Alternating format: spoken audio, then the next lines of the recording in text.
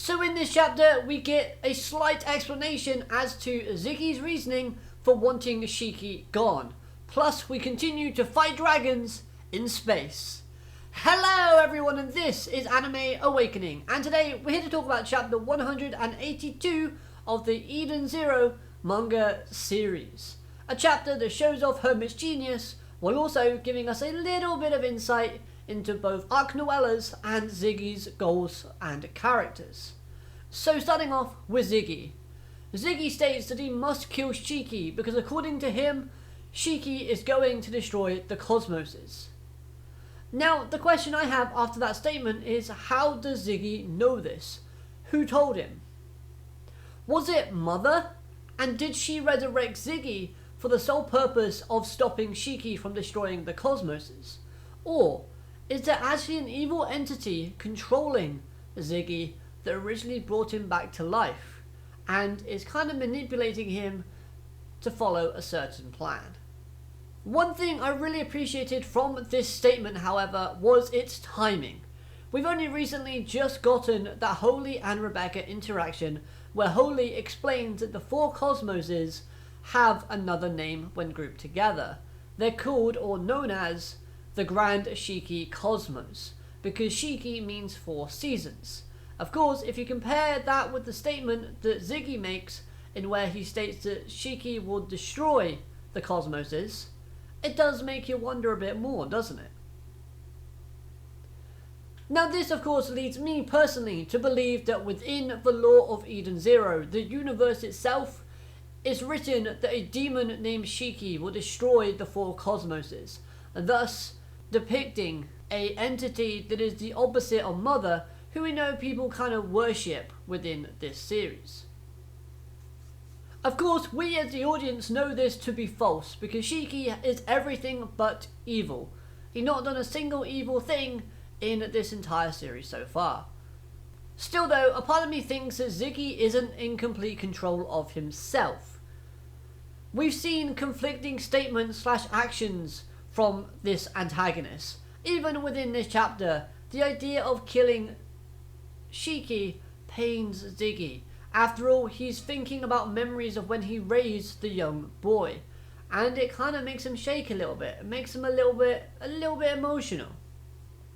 Another reason as to why I think that Ziggy isn't in complete control is simply because I don't see how enslaving all humans and rejecting the idea of human and robot equality links to stopping Shiki destroying the cosmoses. Yes, humans can be greedy and downright scummy. Some humans don't deserve to live based on the actions that we've seen them do.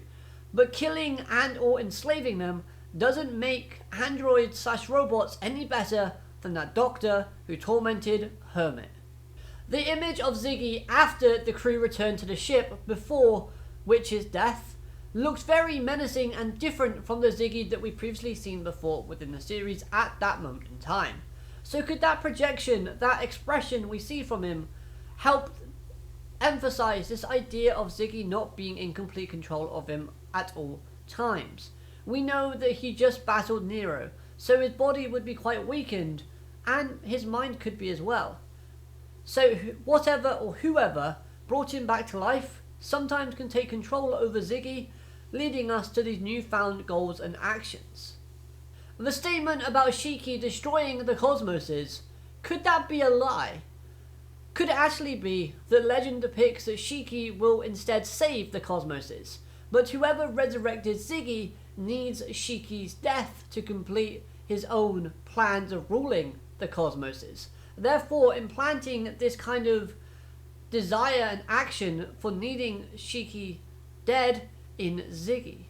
Hopefully that made sense, but that's just kind of the way that I think about it, because that's the only connection and link I can think of realistically that ties the goal of creating a world for androids and getting rid of our main protagonist.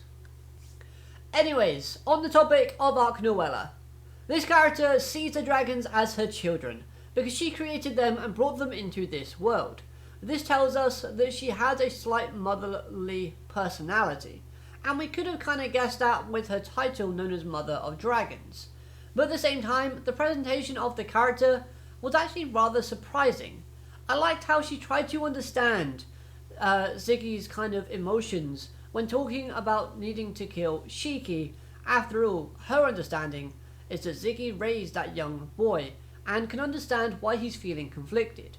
Because it's kind of similar to Arc Noella, where she raises the dragons, brings them into the world, but then sends them off and they have a chance of dying, even though dragons are insanely powerful.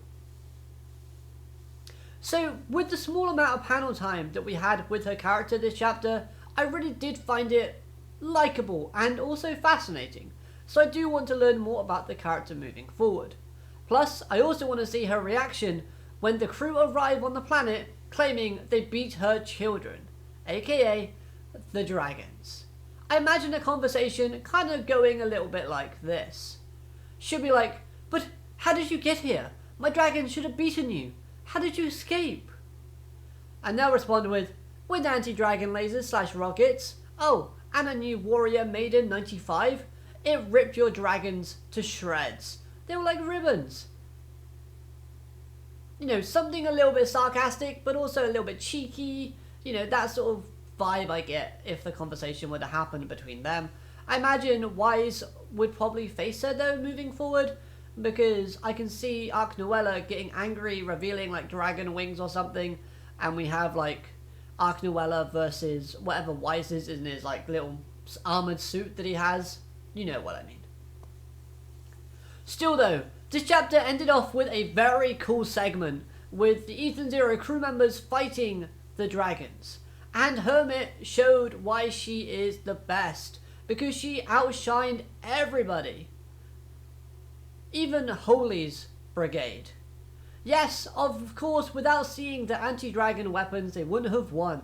But Hermit's quick analysis and creational skills saved the battle, because she managed to convert the ether power weapons they had and mix it with the knowledge of the anti-dragon weapons that Holy's crew was using, and kind of adapt that to their own weapon system, creating a way to fight these dragons. Awesome. Great work, Hermit. Now, let's talk about the Warrior Maiden 95.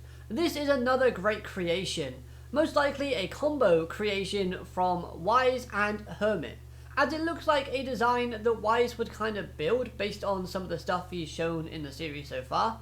Plus, its design also reminded me a bit of Valkyrie with that ponytail, and obviously being a maiden using swords. I am looking forward to seeing what features this maiden has moving forward, and if we'll see it again on the planet. I love how it gives Homura a chance and a way to protect those she cares about when they're fighting in space. This was just great to see, and a really cool creation.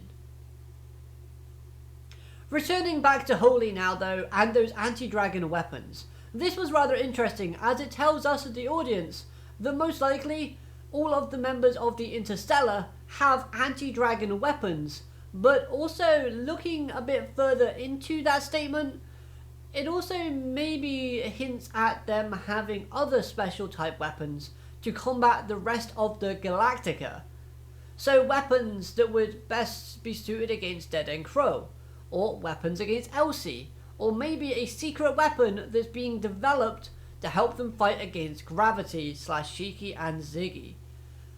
Honestly, if that happens, that would be pretty cool and offer a new challenge for our heroes to overcome later on within the series. And it shows that no matter how notorious you become or how powerful you are, then the good guys, or, well, grey area guys I should say, with the Interstellar, are going to find a way to make it so that you're not all that much. Holy proved herself to be useful already. Good job. So that's all I really have to say for this chapter. It was fun, it was exciting, and it left us with more questions than answers. The art style I thought was really nice, and we had a small bit of plot progression as we head towards the planet of Leonard. I am hoping that the pacing for this arc does slow down a little, because I don't want to get to the planet and then have battle after battle after battle. I like a bit of breathing room, if that makes sense. I will admit this chapter did seem a little bit hard to review simply because there was a lot of action going on. So hopefully you've enjoyed this review and you thought it was entertaining and like some of the points that I've raised. If you did, please hit that like button and comment your thoughts down below in the comment section because I'd love to hear your thoughts on this chapter. Let me know everything and I'll see you soon. Have a great day. Alligator, mutton it. Goodbye.